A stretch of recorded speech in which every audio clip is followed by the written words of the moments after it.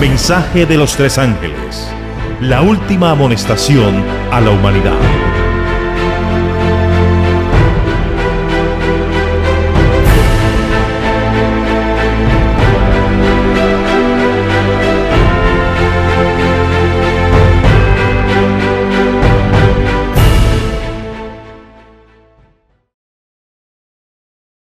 Bienvenidos a nuestro octavo video de la serie del mensaje de los tres ángeles y al segundo video del mensaje de la justificación por la fe. En esta presentación tendremos otros puntos relacionados con este importante congreso de la Asociación General en Minneapolis en el año 1888. El deseo es tener un panorama completo del evento y de los acontecimientos relacionados en los años posteriores. Así que entremos en materia.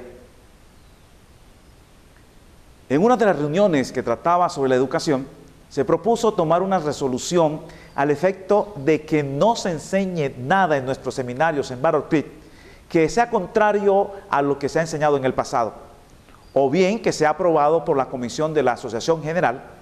Esas propuestas las hicieron los hermanos para intentar impedir que Jones y Waggoner presentaran a la Asociación General las doctrinas que los hermanos ya habían presentado en el pasado, y así como para impedirles presentar nuevas ideas en el futuro.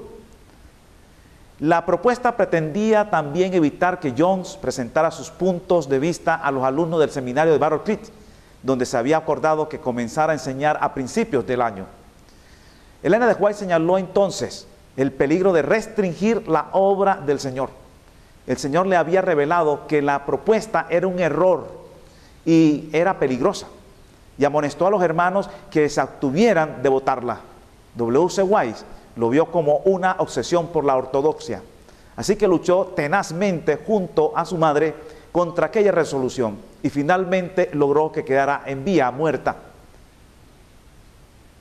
Aunque la resolución no se aprobó, aquel evento dejó claro una cosa: incluso habiendo tenido aquella reunión de sábado bendecida por el Espíritu, solo un día antes muchos de los hermanos habían perdido la confianza en Elena de White y sus testimonios. Tan pronto como vieron que Elena de White no estaba de acuerdo con todas sus ideas, ni armonizaba con las proposiciones y resoluciones a votar. La evidencia que habían recibido tuvo tan poco peso para algunos como las palabras que Cristo pronunció en la sinagoga de los nazarenos. Un año más tarde, Elena de White habló del peligro que habría supuesto para la obra de Dios tales resoluciones en el caso de haber sido aprobadas. Leamos este escrito de Elena de White. Hace un año, 1888, se trajeron a la conferencia propuestas de resolución que, en caso de haber sido aceptadas, habían restringido la obra de Dios. Jóvenes inexpertos urgieron ciertas resoluciones que nunca debieron haber recibido la aprobación de la conferencia. Si no se hubieran propuesto algunas de las resoluciones que fueron aprobadas, habría sido mejor, pues quienes las presentaron no estaban en la luz, sino en las tinieblas. Cuando Elena de White comprendió cómo estaban las cosas en Minneapolis, aquel martes de octubre de 1888, decidió irse, pero el Señor tenía todavía una labor asignada para ella allí. Debía mantenerse en su puesto. Leamos en Mensajes Selectos, tomo 3, páginas 196-197. Prejuicio batallador y falsas acusaciones. Cuando yo declaré sencillamente mi fe, hubo muchos que no me entendieron y decían que la hermana White había cambiado, que la hermana White había sido influenciada por su hijo W.C. White y por el pastor A.T. Jones. Por supuesto que debe tener influencia una declaración semejante hecha por personas que me han conocido durante años, que han crecido con el mensaje del tercer ángel y han sido honrados por la confianza y la fe de nuestro pueblo. Yo he llegado a hacer materia de observaciones y críticas, pero ninguno de nuestros hermanos vino a mí para hacerme preguntas o buscar una explicación de mi parte. Hemos intentado de la manera más ferviente que todos los pastores que se alojan en la casa se reunieran en una sala no ocupada para que nos uniéramos en oración, pero no hemos tenido éxito fuera de 2 o 3 veces. Ellos prefieren ir a sus piezas para tener sus conversaciones y oraciones por sí mismos. No pareció haber ninguna oportunidad de romper el prejuicio que era tan firme y determinado, ninguna oportunidad de explicar el malentendido con respecto a mí, a mi hijo y a los pastores E.J. Waggoner y A.T. Jones. Traté de hacer otro esfuerzo. Había escrito esa mañana, a una hora temprana, algo que debía ser presentado a nuestros hermanos, pues entonces mis palabras no serían tergiversadas. Un buen número de nuestros hermanos responsables y dirigentes estaban presentes. Y yo lamento profundamente que un número mucho mayor de hermanos no fuera llevado a este concilio, pues algunos de los presentes, yo sé, empezaron a ver las cosas en forma diferente y muchos más se habrían beneficiado si hubieran tenido la oportunidad de escuchar lo que yo tenía que decir, pero no sabían y no fueron beneficiados por mis explicaciones y con el sencillo "así dice el Señor" que yo les presenté. Se hicieron preguntas en esa ocasión. Hermana White, ¿cree usted que el Señor tiene alguna nueva luz o una ampliación de la luz para su pueblo? Yo respondí con toda seguridad, no solamente lo creo, sino que puedo hablar de esto con conocimiento de causa. Sé que hay una verdad preciosa que nos será revelada si somos el pueblo que ha de estar en pie en el día de la preparación de Dios. Considerando globalmente todo lo ocurrido durante las reuniones hasta aquel momento, Elena de White sintió que había hecho ya todo lo que podía para presentar la luz que el Señor le había dado. Decidió entonces retirarse discretamente del encuentro y dirigirse a Kansas City, lugar al que se le había invitado a predicar. El Señor, a través de un sueño, donde una persona alta, con porte de autoridad, le reveló a Elena de White que no se retirara del puesto de su deber. A medida que el Señor revelaba punto por punto a Elena de White lo que estaba teniendo lugar en Minneapolis, comenzó a comprender las dimensiones que había adquirido la rebelión. Dios le recordó al menos otros 8 eventos de la historia del mundo con los que se podía establecer una comparación. El guía que me acompañaba me dio información acerca de la posición espiritual ante Dios de esos hombres que estaban pronunciando juicios sobre sus hermanos. Se consideró la envidia, los celos, la maledicencia, el juzgar uno al otro como siendo un don especial de discernimiento dado por Dios, cuando en realidad lleva el sabor del Espíritu, el gran acusador, que día y noche acusa a los hermanos ante Dios. Cuando me propuse abandonar Minneapolis, el ángel del Señor estuvo a mi lado y me dijo: no lo hagas, Dios tiene una obra encomendada para ti en este lugar. El pueblo está actuando según la rebelión de Coré, Datán y Abirán. Te he colocado en la posición adecuada, la que no van a reconocer quienes no están en la luz. No oirán tu testimonio, pero estaré contigo, mi gracia y mi poder te sostendrán. Fue terrible que se estuviera rechazando la propia presencia de Jesús en el derramamiento del Espíritu Santo del que Elena de White había estado hablando durante años. Pero Dios no había renunciado, todavía había esperanza. Aunque había muy pocas esperanzas de que el Espíritu Santo se pudiera derramar en Minneapolis, el Señor no había terminado con su pueblo. Y Elena de White se levantó con energía renovada para hacer frente al reto. Más tarde en esa misma mañana, el 24 de octubre, Elena de White asistió al encuentro ministerial. Tenía ciertas cosas claras para decir que no se atrevería a retener. Reconoció las tinieblas espirituales que se cernían sobre el pueblo y que los hermanos estaban siendo movidos por un poder de abajo. Se preguntó qué páginas de la historia estaban escribiendo el ángel registrador, ya que el espíritu de los hermanos dirigentes casi había leudado la masa. Estando aún sus hermanos, la angustia oprimía a su alma. De hecho, lo que tenía que decirles le ocasionó a ella una mayor angustia que a sus destinatarios. Mediante la gracia de Cristo experimentó un poder divino convincente para prevalecer ante sus hermanos, esperando y orando para que el Señor les abriera los ojos cegados. Se sintió compelida a hablar con franqueza y expuso ante ellos los peligros de resistir el Espíritu de Dios. El domingo 4 de noviembre de 1888 marcó el final del Congreso de la Asociación General de Minneapolis. ¿Cuál fue el desarrollo y resultado del Congreso de Minneapolis? ¿Qué efecto persistente tendría en la Iglesia Adventista del Séptimo Día? Los delegados se llevaron impresiones muy diferentes. Algunos sintieron que habían sido una de las asambleas más provechosas a las que jamás asistieran, mientras que otros sentían que era el Congreso más desafortunado. John y Waggoner también habían sido maltratados, tanto en público como en privado. Los hombres habían estado buscando faltas en los mensajeros y en el mensaje, y habían afligido al Espíritu de Dios. Ese trato quedó registrado en los libros del cielo como habiendo sido infligido a Jesucristo en las personas de sus santos. En su primera charla registrada en Minneapolis, Elena de White había dicho a los delegados que podía esperar el derramamiento del Espíritu Santo. El bautismo del Espíritu Santo vendrá sobre nosotros en este mismo encuentro, si queremos que así sea, expresó ella. Pero tal como en los días de los judíos, debido a su cuestionamiento y dudas, apagaron el Espíritu de Dios. Así sucedió también en Minneapolis. Incluso el derramamiento del Espíritu de Dios fue tratado con desprecio. El curso de acción que allí se siguió fue de crueldad hacia el Espíritu de Dios. Todos los reunidos en aquel encuentro tuvieron una oportunidad de colocarse del lado de la verdad, recibiendo el Espíritu Santo que Dios envió en una efusión tan abundante de amor y misericordia. Pero se atribuyeron al fanatismo las manifestaciones del Espíritu Santo, en la que pudo ser una de las declaraciones más inquietantes respecto a 1888. Elena de White citó Zacarías 13:6, aplicándolo a lo que tuvo lugar en Minneapolis. Cristo fue herido en casa de sus amigos. En lo personal, las conclusiones de Elena de White sobre el Congreso no fueron tan agradables para ellas. Leamos. He recibido la instrucción de que la terrible experiencia de Minneapolis es uno de los capítulos más tristes de la historia de los creyentes de la verdad presente. Mi testimonio fue ignorado y jamás en toda mi vida se me trató como en el Congreso 1888. Otros temas tratados en Minneapolis.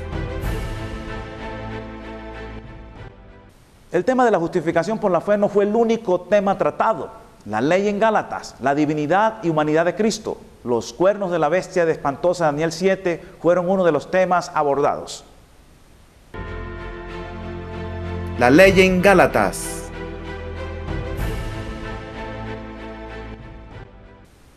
Uno de los temas en disputa en el Congreso de 1888 en Minneapolis era el tema de la ley en Gálatas.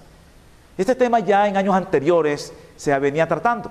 Este debate sobre este tema había desarrollado ciertos sentimientos negativos en los dirigentes, los cuales se manifestarían en su intensidad en Minneapolis.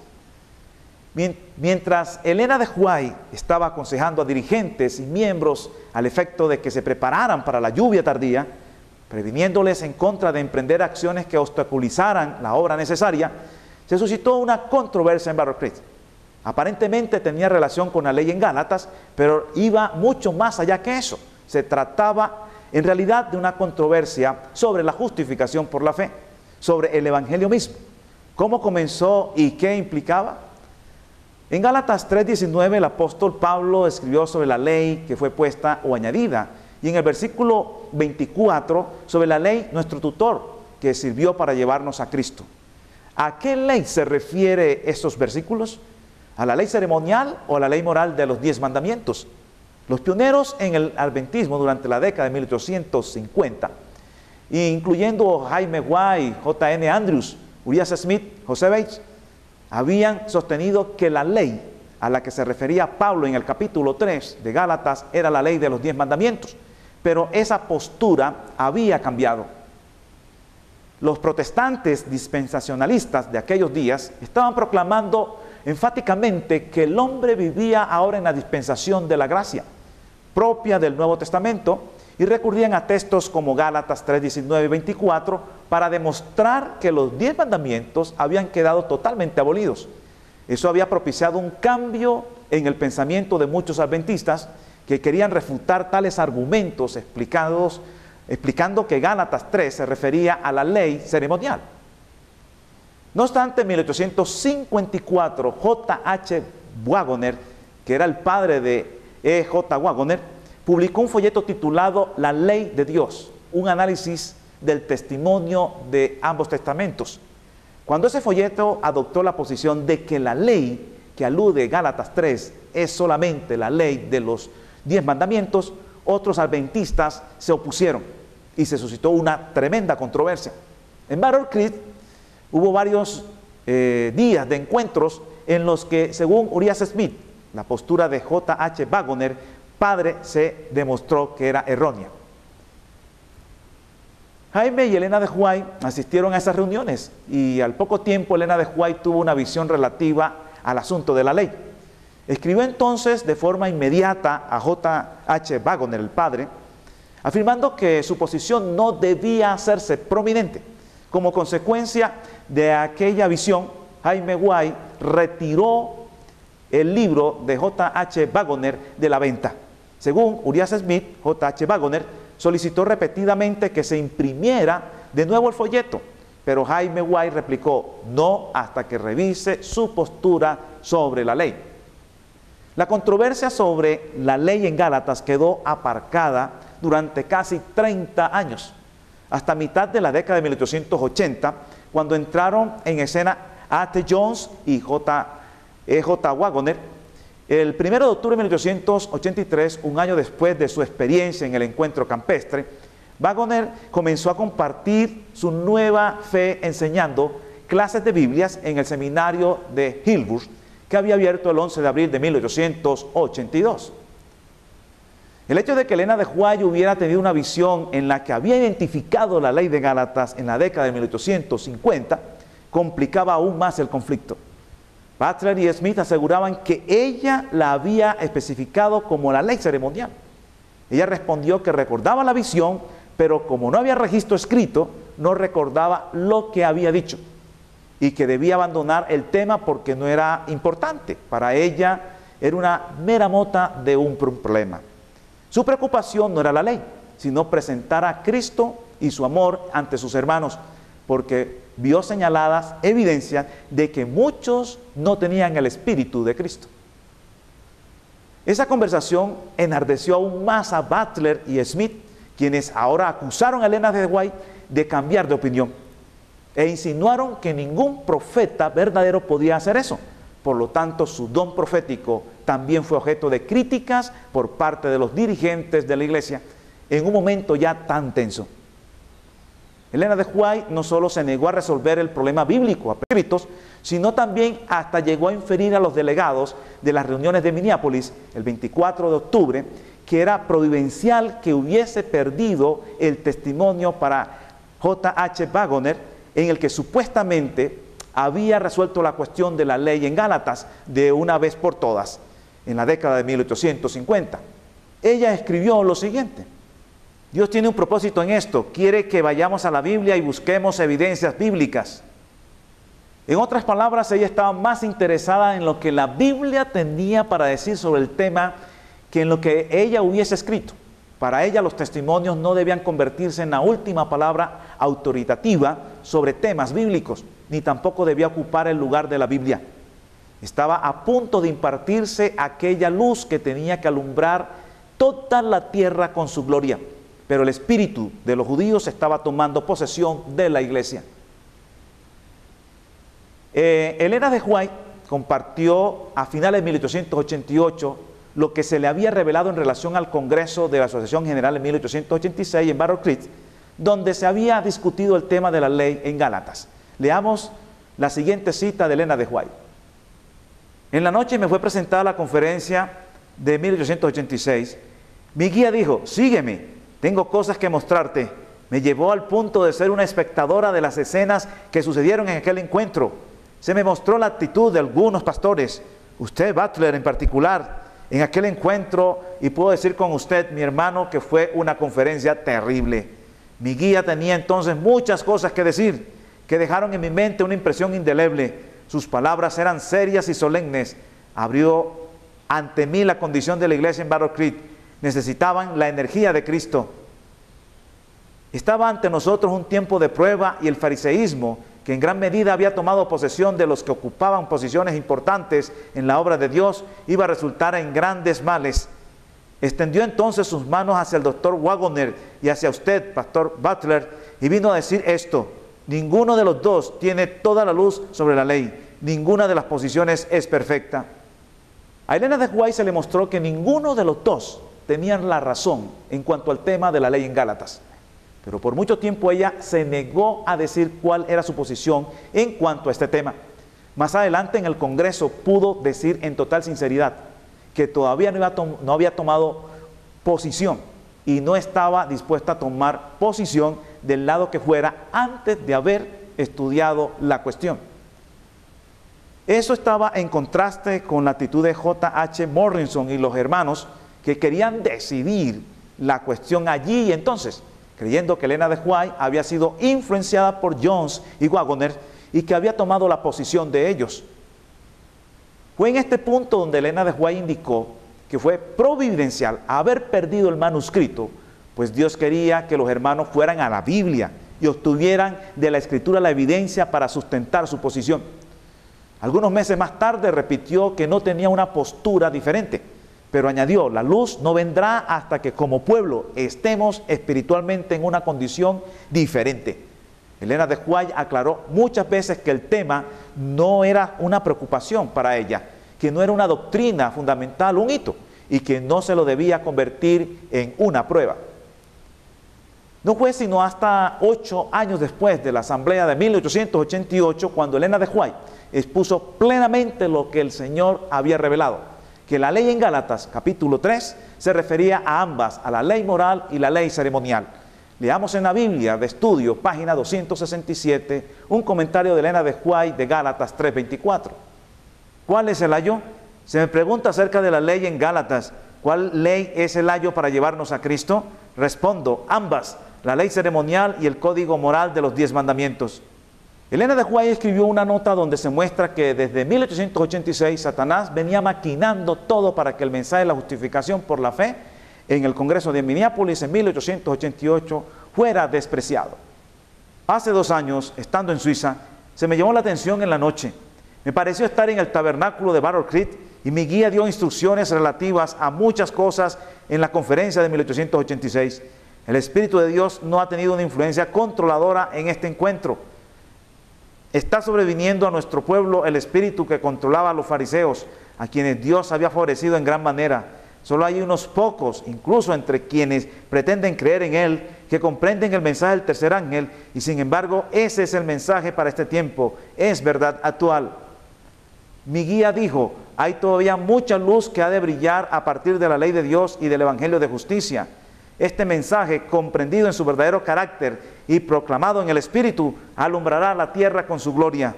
La obra final del mensaje del tercer ángel será asistida por un poder que hará llegar los rayos del sol de justicia a todos los caminos y sendas de la vida.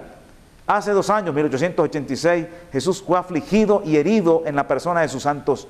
El reproche de Dios está sobre todo lo que tenga un carácter de dureza, falta de respeto y falta de amor y simpatía del hermano hacia el hermano. Si se aprecia esa carencia en los hombres que son centinelas en nuestras conferencias, centinelas de nuestras instituciones, el pecado es mayor en ellos que en aquellos a quienes no se han confiado tan grandes responsabilidades. Como vemos en los estudios sobre la ley en Gálatas, en los congresos que precedieron al Congreso de Minneapolis en 1888, ya se venía fraguando un espíritu de rechazo hacia Waggoner y Jones. La naturaleza divina y humana de Cristo. Por aquel tiempo, diversos líderes de la iglesia albergaban conceptos semiarrianos o adopcionistas sobre la naturaleza divina de Cristo. De ahí la importancia de la cuestión suscitada por Waggoner cuando abordó el problema ¿es Cristo Dios? 2 de los principales fundadores de la iglesia adventista del séptimo día, José Bates y Jaime White, eran previamente miembros de la Conexión Cristiana que rechazaban la doctrina de la Trinidad. Jaime White era un pastor ordenado en aquella iglesia. Cuando él y Bates se unieron al movimiento adventista, continuaron manteniendo su postura antitrinitaria que habían tomado de la iglesia Conexión Cristiana. Pero Jaime White y José Bates no eran los únicos. Otros adventistas prominentes que hablaron contra la Trinidad fueron J.N. Lowrum, R. Hoffer Kostrel y J.N. Andrews, también Uriah Smith. Muchos de esos hombres mantenían posiciones arrianas o semiarrianas sobre Cristo. La insistencia de Waggoner en que Cristo era por naturaleza de la misma sustancia de Dios y poseía vida por sí mismo fue sin duda una novedad ante los ojos de algunos de los delegados en el Congreso de Minneapolis. Su posición sobre la naturaleza divina de Cristo fue probablemente parte del motivo para la oposición a su mensaje de justificación por la fe, de parte de muchos de los delegados. La contribución de Waggoner en ese particular, así como en lo relativo a la naturaleza humana de Cristo, fue decisiva. En 1888, Waggoner fue pionero, sin el beneficio de las muchas declaraciones que hizo Elena de White posteriormente, no solo acerca de la eterna preexistencia de Cristo, sino de su existencia propia, individual, y de su infinitud, igualdad y omnipotencia. La propia Elena de White lo expresó así tras haber oído a Waggoner: la plenitud de la divinidad en Jesucristo ha quedado establecida entre nosotros con gracia y belleza. La naturaleza humana de Cristo.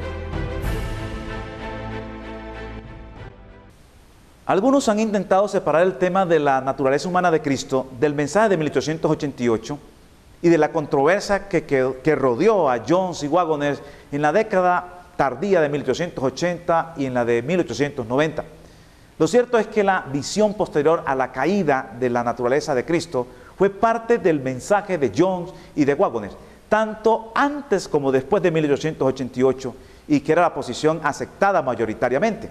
No obstante, cuando Jones y Waggoner la presentaron en el contexto de la justificación por la fe, mediante la justicia de Cristo, los pactos y la perfección del carácter de la generación final, muchos se opusieron a su enseñanza. Aunque el objetivo de este video no es analizar la postura de Waggoner acerca de la naturaleza humana de Cristo, quisiera hacer un paréntesis para decir lo siguiente. Hay algo en estos escritos sobre la naturaleza humana de Cristo que a nivel personal disiento del postulado de Waggoner, pero lo trataremos en un siguiente video donde veremos este tema de la naturaleza humana de Cristo. ¿Fue realmente tan grave la rebelión en Minneapolis? ¿Fue rechazado el Espíritu Santo en su poder como lluvia tardía? ¿Fueron más que unos pocos quienes rechazaron el mensaje que se presentó? ¿No hubo grandes revivamientos tras la asamblea de Minneapolis? Revisaremos esas cuestiones en los minutos que siguen. Causas para dejar la justificación por la fe a un lado. Veamos algunos puntos que causaron que la dirección general de la iglesia no aceptara el mensaje. Condición laodicense. La iglesia de la Odisea es el periodo comprendido de 1844 después de Cristo en adelante hasta nuestros días. Es la iglesia correspondiente al periodo donde se desarrolla el juicio. En 1852, Elena de White escribió sobre lo que estaba pasando en la iglesia. Hasta ese momento se pensaba que el mensaje de la Odisea era de aplicación para los otros adventistas que no habían aceptado la verdad del santuario. Pero en 1852, Elena de White escribió lo siguiente: mientras últimamente he estado mirando en derredor para encontrar a los humildes discípulos del manso y humilde Jesús, he sentido mucha preocupación. Muchos de los que profesan esperar la pronta venida de Cristo se están conformando con este mundo y buscan más fervorosamente los aplausos alrededor suyo que la aprobación de Dios. Son fríos y formalistas, como las iglesias nominales de las cuales se separaron hace poco. Las palabras dirigidas a la iglesia, a la Odisea, describen perfectamente su condición actual. Esta declaración, desde luego, fue sorprendente para muchos. Durante los 2 años siguientes se publicaron varios artículos en la Review and Herald sobre el mensaje a la Odisea. Este estado de la Odisea lleva a una ceguera espiritual de tan alta ignorancia que no permite ver la propia realidad del individuo. Leamos en Joya los Testimonios, tomo 1, página 328. Se me mostró que muchos se ilusionan creyéndose buenos cristianos, aunque no tienen un solo rayo de la luz de Jesús. No tienen una viva experiencia personal en la vida divina. Necesitan humillarse profunda y cabalmente delante de Dios antes de sentir su verdadera necesidad de realizar esfuerzos fervientes y perseverantes para obtener los preciosos dones del Espíritu. Leamos también en Mensajes Selectos, tomo 3, página 210-211, lo siguiente: temor al mensaje de la justificación por la fe. Ellos mismos, los maestros del pueblo, no se han familiarizado mediante una experiencia viva con la fuente de su dependencia y poder. Y cuando el Señor envía hombres precisamente con el mensaje para este tiempo, a fin de que lo den al pueblo, un mensaje que no es una nueva verdad, sino la misma que Pablo enseñó, que Cristo mismo enseñó, resulta para ellos una doctrina extraña. Comienzan a inducir al pueblo a que tengan cuidado, a ese pueblo que está a punto de morir porque no ha sido fortalecido por elevar a Cristo delante de él. Comienzan a decirles al pueblo: no os apresuréis demasiado, mejor esperad y no recibáis este asunto hasta que no sepáis más acerca de él. Y los ministros predican las mismas teorías áridas cuando el pueblo necesita maná fresco. La cura para la iglesia de la Odisea es comprar oro refinado en fuego, que es la fe. Comprar vestiduras blancas, que es el manto inmaculado del carácter de Cristo, que es su justicia. Y ungir con colirio, que es el Espíritu Santo. Todo esto estaba dispuesto Dios a darlo a través de los mensajeros del Señor y preparar el terreno para el descenso de la lluvia tardía. ¿Cuál es el centro del mensaje de la Odisea? Leamos qué dice Elena de White. El mensaje que se nos ha dado mediante A.T. Jones y E.J. Waggoner es el mensaje de Dios a la iglesia de la Odisea. He presentado repetidas veces que vendría un tiempo de zarandeo. Estamos ahora entrando en ese tiempo. Aquí vemos claramente que el mensaje de justificación por la fe es el mensaje de Dios a la iglesia de la Odisea, el cual al ser presentado produciría un zarandeo. Pero ¿qué pasaría al presentarse dicho zarandeo? Pregunté cuál era el significado del zarandeo que yo había visto y se me mostró que lo motivaría el testimonio directo que exige el consejo del testigo fiel dio a la iglesia de la Odisea. Moverá este consejo el corazón de quien lo reciba y le inducirá a exaltar el estandarte y a difundir la recta verdad. Algunos no soportarán este testimonio directo, sino que se levantarán contra él. Y esto es lo que causará un zarandeo en el pueblo de Dios. El orgullo de ser el remanente. El tener el privilegio de ser un pueblo escogido por Dios para dar la última amonestación al mundo y el tener de lado un cúmulo de evidencias bíblicas que sostenían sus doctrinas bíblicas particulares, los hicieron autosuficientes y no estaban dispuestos a aprender. Una sobrereacción contra la oposición a los 10 mandamientos.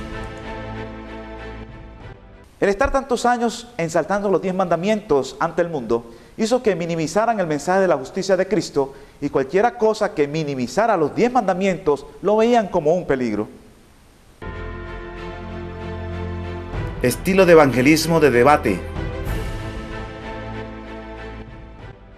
El realizar evangelismo a través del debate, donde el apoyo de las evidencias bíblicas que apoyaban sus doctrinas, hicieron que los adventistas desarrollaran un espíritu combativo en sus presentaciones y desarrollaran orgullo.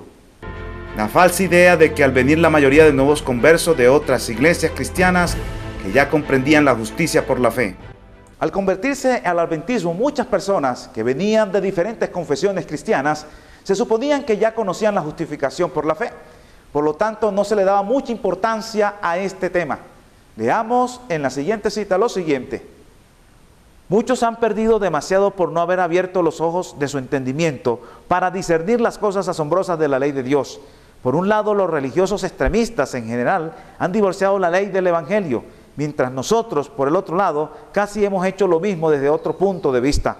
No hemos levantado delante de la gente la justicia de Cristo y el pleno significado de su gran plan de redención. Hemos dejado a un lado a Cristo y su incomparable amor, introducido teorías y razonamientos y predicado discursos argumentativos. Hombres inconversos han ocupado los púlpitos para sermonear.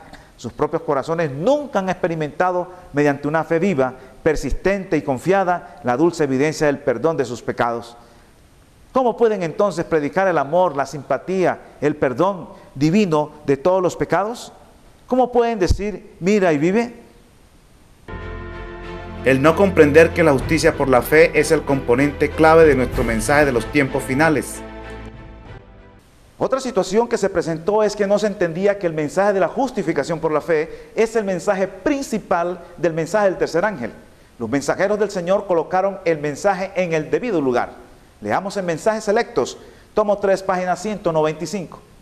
El mensaje del tercer ángel es la proclamación de los mandamientos de Dios y la fe de Cristo Jesús.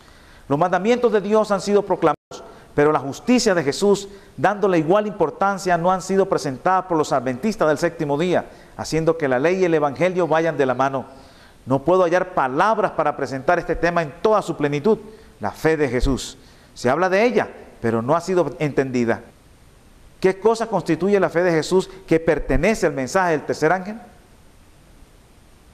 Jesús convertido en el ser que lleva nuestros pecados para llegar a ser el Salvador que perdona el pecado.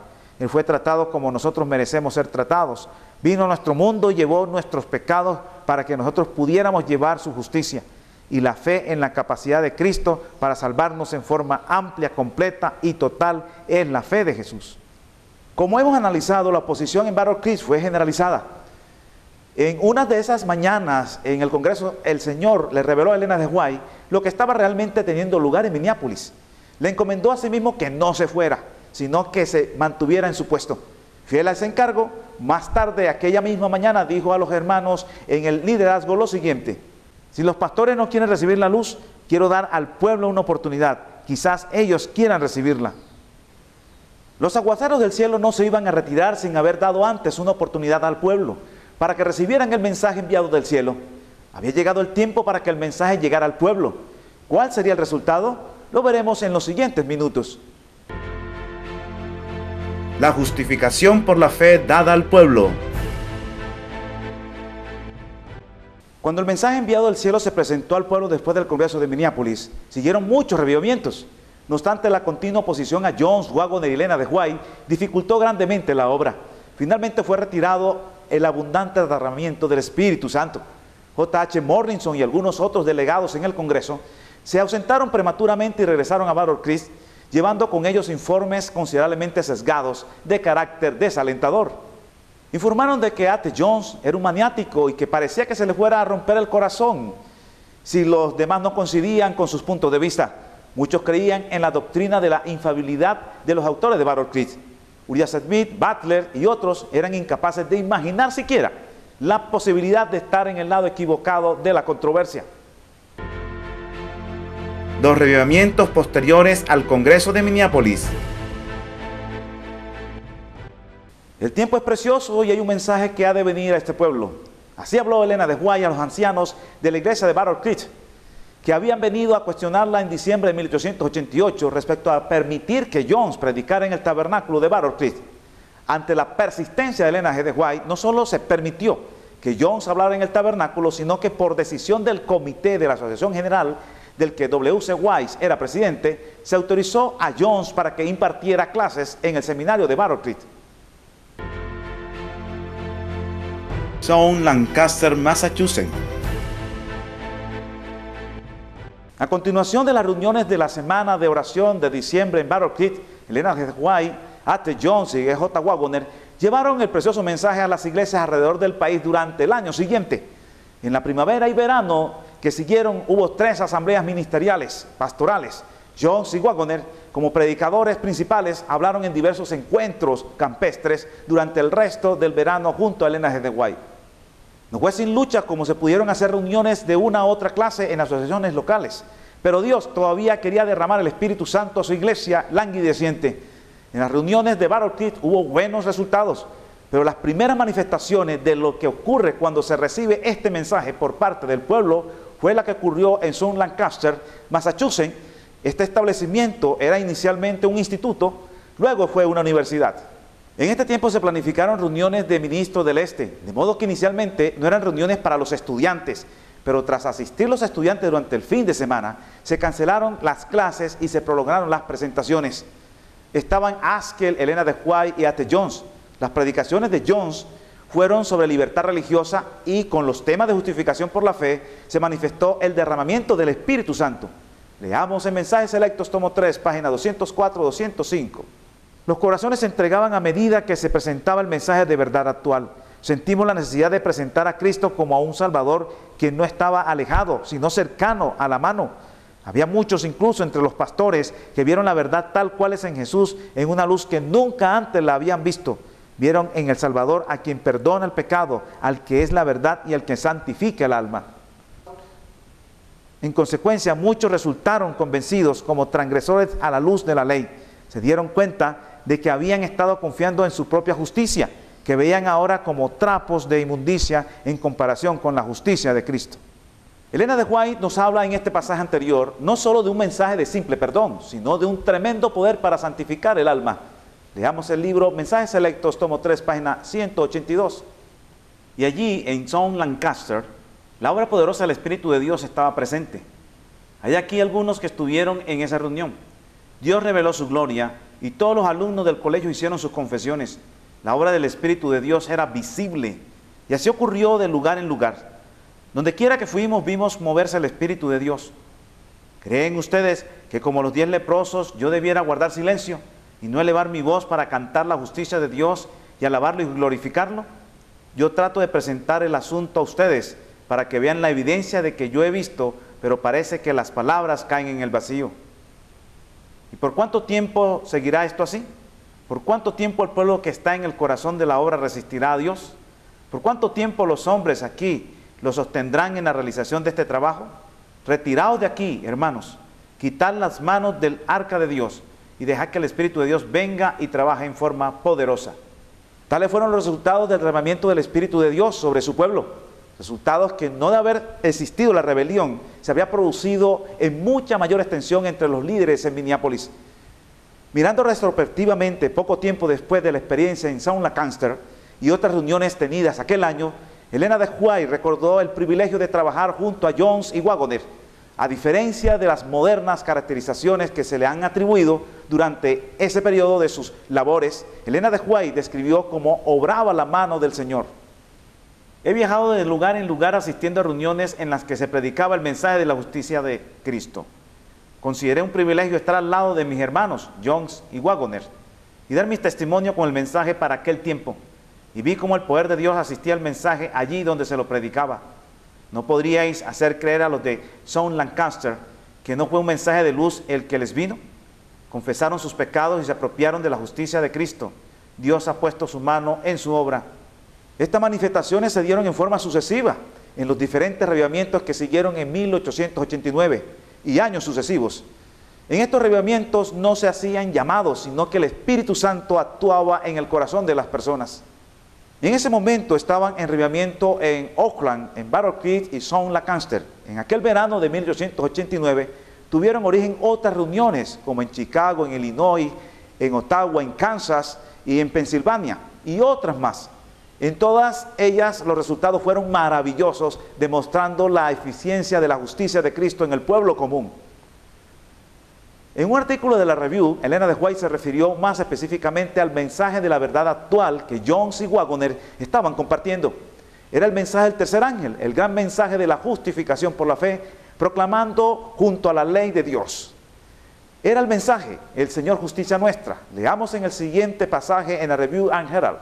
Hay grandes verdades escondidas por largo tiempo bajo los escombros del error, que se han de revelar al pueblo. Muchos de los que han profesado creer en el mensaje del tercer ángel han perdido de vista la doctrina de la justificación por la fe. Los de la santidad han ido a grandes extremos en este punto. Han enseñado con gran celo: solamente creed en Cristo y sed salvos, pero fuera con la ley de Dios. No es esa la enseñanza de la palabra de Dios. Una fe como esa carece de fundamento. No son esas las preciosas gemas de verdad que Dios ha dado a su pueblo para este tiempo. Esa doctrina desvía las almas sinceras. Dios ha suscitado a hombres para suplir la necesidad de este tiempo, que clamarán a voz en cuello y no se detendrán, que alzarán su voz como trompeta y anunciarán a mi pueblo sus transgresiones y a la casa de Jacob sus pecados. Su obra no consiste solo en proclamar la ley, sino en predicar la verdad para este tiempo, el Señor justicia nuestra. El mensaje que John y Waggoner estaban presentando colocaba en su punto adecuado los mandamientos de Dios y la fe de Jesús, y los resultados fueron maravillosos. Elena de White dejó claro que en la iglesia adventista se había perdido de vista la doctrina de la justificación por la fe, siendo el resultado que dirigentes y miembros dependían meramente de una forma legalista de la religión. El mensaje del tercer ángel que el adventismo tenía que proclamar al mundo no era un mensaje de salvación por las obras. Tampoco era la perversión liberal de la doctrina de la reforma de la justificación por la fe, que estaban enseñando los predicadores de la santidad. El mensaje adventista era el mensaje del tercer ángel en verdad, la ley y el evangelio combinados, que iban más allá del mensaje que enseñaron los reformadores. Era el mensaje de la justicia por la fe, edificado sobre el fundamento de la reforma, pero enseñando en el contexto del juicio final y de la purificación del santuario celestial. Así fue con gran lucha, mediante reuniones de una y otra alrededor de todo el país, como Dios procuró derramar su Espíritu Santo en su iglesia languideciente. Muchos recibieron grandes bendiciones en las reuniones, mientras otros continuaban en su pertinaz rebelión. ¿Qué pasó al final con el mensaje de la justicia por la fe? A través de diferentes y numerosos escritos, Elena de White afirmaba que el mensaje de la justificación por la fe fue directamente enviado por Dios a su iglesia remanente. Leamos en Testimonios para la Iglesia, páginas 91 y 92. El mensaje de la justificación por la fe. El Señor en su gran misericordia envió un muy precioso mensaje a su pueblo por medio de los pastores Waggoner y Jones. Este mensaje había de presentar en forma más prominente al mundo al Salvador levantado. El sacrificio por los pecados del mundo entero. Presentaba la justificación por la fe en el garante. Invitaba al pueblo a recibir la justicia de Cristo, que se manifiesta en la obediencia a todos los mandamientos de Dios. Muchos habían perdido de vista a Jesús. Necesitaban dirigir sus ojos a su divina persona, a sus méritos, a su amor inalterable por la familia humana. Todo el poder es colocado en sus manos y Él puede dispensar ricos dones a los hombres, impartiendo el inapreciable don de su propia justicia al desvalido agente humano. Este es el mensaje que Dios ordenó que fuera dado al mundo. Es el mensaje del tercer ángel, que ha de ser proclamado en alta voz y acompañado por el derramamiento de su espíritu en gran medida. Este mensaje del Señor a su pueblo recibió una férrea oposición por parte de la plana directiva de la iglesia, logrando Satanás impedir que los dirigentes recibieran esta luz que iluminaría al mundo con su gloria. En junio 6 de 1896, Elena de White escribe la siguiente declaración: la falta de voluntad para renunciar a opiniones preconcebidas y aceptar esta verdad fue la principal base de la oposición manifestada en Minneapolis contra el mensaje del Señor expuesto por los hermanos E.J. Waggoner y A.T. Jones. Suscitando esta oposición, Satanás tuvo éxito en impedir que fluyera hacia nuestros hermanos, en gran medida, el poder especial del Espíritu Santo que Dios anhelaba impartirles. El enemigo les impidió que obtuvieran esa eficiencia que pudiera haber sido suya para llevar la verdad al mundo, tal como los apóstoles la proclamaron después del día del Pentecostés. Fue resistida la luz que ha de alumbrar a toda la tierra con su gloria, y en gran medida ha sido mantenida lejos del mundo por el proceder de nuestros propios hermanos. Cuando el pueblo de Dios experimente la justificación por la fe en su plenitud, estará preparado para experimentar la lluvia tardía y dará el fuerte pregón, y el Señor vendrá. Para eso debe salir de su estado laodicense. En 1898, Elena de White tuvo un sueño donde se le revelaría que ella no viviría para ver la segunda venida de Cristo. En 1901, Elena de White hace la siguiente declaración donde se muestra su pesimismo en la pronta venida de Cristo, debido a la insubordinación frente al mensaje de la justicia de Cristo. Leamos en Maranatas, página 17. La incredulidad, la mundanalidad, la falta de consagración y las contiendas entre el profeso pueblo de Dios nos han mantenido en este mundo de pecado y tristeza tantos años. Tal vez tengamos que permanecer aquí en este mundo muchos años más debido a la insubordinación, como les sucedió a los hijos de Israel. Pero por amor de Cristo, su pueblo no debe añadir pecado sobre pecado, culpando a Dios de las consecuencias de su propia conducta errónea. Estas personas que rechazaron el mensaje de la justificación por la fe y no se arrepintieron, rechazaron a Cristo y cometen el pecado por el cual no hay más sacrificio por el pecado. Leamos en Testimonios para los Ministros, página 97-98. No tengo un mensaje suave para presentar a aquellos que han sido por tanto tiempo falsos postes e indicadores, señalando el camino erróneo. Si rechazáis a los mensajeros delegados por Cristo, rechazáis a Cristo. Descuidad esta gran salvación que ha sido mantenida ante vosotros durante años. Despreciad esta gloriosa oferta de justificación por medio de la sangre de Cristo y esta santificación por el poder purificador del Espíritu Santo. Y no quedará más sacrificio por el pecado, sino ciertamente una horrenda esperanza de juicio y un hervor de fuego. Os ruego que os humilléis y ceséis en vuestra obstinada resistencia a la luz y la evidencia. Decid al Señor: mis iniquidades han hecho separación entre mí y mi Dios. Oh Señor, perdona mis transgresiones, borra mis pecados de tu libro de memoria. Gracias a su santo nombre hay perdón en él, y podéis ser convertidos y transformados. Hasta aquí estamos todavía esperando la segunda venida. Oremos para que sean abiertos nuestros ojos y veamos nuestra condición laodicense. Debemos clamar por un reavivamiento y una reforma a través de la experiencia en la justicia de Cristo. Apostasía de Jones y Waggoner. Uno de los grandes misterios en la historia de la Iglesia Adventista es el fracaso tardío de A.T. Jones y J. Waggoner. Hoy persiste una cuestión vital con respecto a Jones y Waggoner. Eran cristianos genuinos en Minneapolis. ¿Cómo es posible que fueran fieles en aquella época y se extraviaran después? El hecho de que John y Waggoner fallaran al final no significa que no fueran cristianos sinceros. Pero su fracaso posterior suele interpretarse de forma irreflexiva, arrojando una gran sombra sobre el mensaje que transmitieron en 1888, dejando la impresión de que fue el propio mensaje el que lo hizo desviarse del camino. Esa es la principal razón por la que algunos temen estudiar el mensaje. De esa forma queda sutilmente justificada hasta el día de hoy la oposición suscitada en Minneapolis y se desprecian los mensajeros y el mensaje que el cielo envió. Tal fue la idea peligrosa que Elena de White afirmó que se desarrollaría entre nosotros en el caso de que los mensajeros perdieran posteriormente el rumbo. Lo que sigue es una pregunta de difícil respuesta. ¿Por qué escogería Dios como mensajeros especiales a quienes más tarde se desviarían de la fe? ¿Por qué permitiría que se extraviaran los portadores de su mensaje, siendo que la apostasía de ellos contribuiría a afirmar la aguda oposición de la que sería objeto dicho mensaje? En esta desafiante historia hay algo profundamente significativo. Los pasos de Dios pueden ser misteriosos, pero eso no justifica nuestro descuido negligente en comprender su extraña providencia. El avance del juicio investigador hará necesario que la iglesia remanente, antes de su victoria final, llegue a apreciar la verdad del mensaje y su historia, y reconozca la obra de Jones y de Waggoner de 1888 a 1896 en su auténtico valor. El comienzo de la lluvia tardía y el fuerte pregón. El carácter de la crítica que debieron enfrentar impuso a los mensajeros una carga mucho más difícil de sobrellevar que la derivada de la oposición más común. Los dos hombres hablaban de forma decidida y enérgica.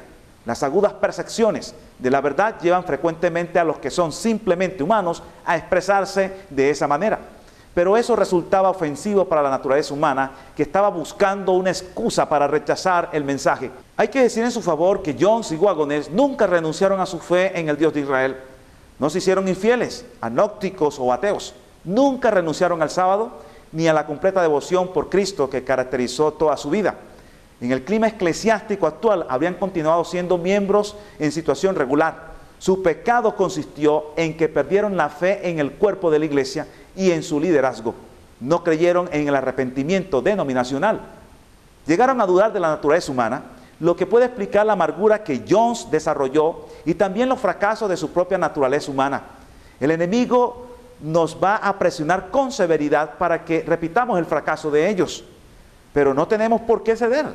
El enemigo intentará desanimarte a partir de las situaciones que él mismo fomenta en la denominación para que pierdas tu confianza en el liderazgo de una manera tal que abandones el cuerpo de la iglesia. Esa será una de nuestras pruebas.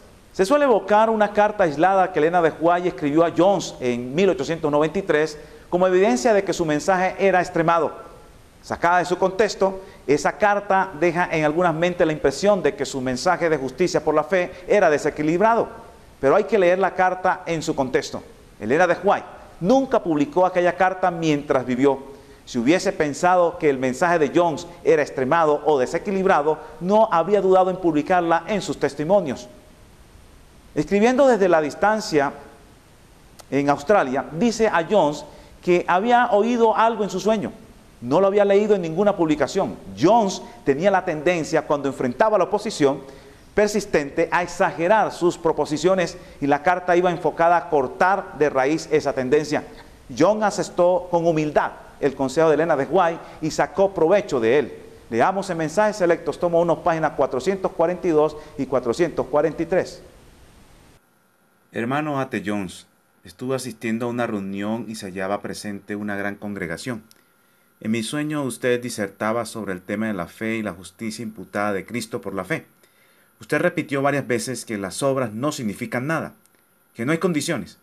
El asunto fue presentado de tal forma que me di cuenta que las mentes serían confundidas y no recibirían la impresión correcta en cuanto a la fe y las obras, y decidí escribirle. Usted presentó este asunto demasiado fuertemente. Hay condiciones para que recibamos la justificación, la santificación y la justicia de Cristo.